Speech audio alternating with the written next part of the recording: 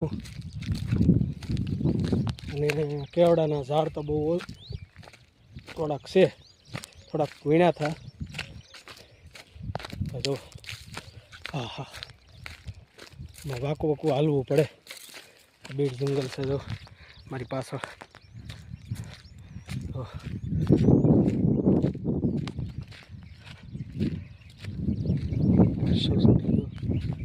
અહીંયા તો ભાઈ દીપડા છે ને હાવેજ હોય છે, અને આ કાંઠમાં નીકળવું એટલે ભયંકર છે.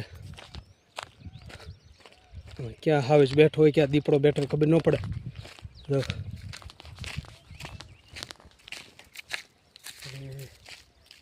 રસ્તો ગોતવાનો છે, રસ્તો જડતો નથી. આમાંથી વાંકું વાંકું હાલવું પડે એમ છે.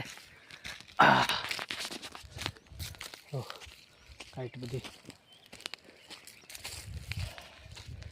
હા ધાર આવી છે નાની. હવે આમાંથી નીકળવાનું છે.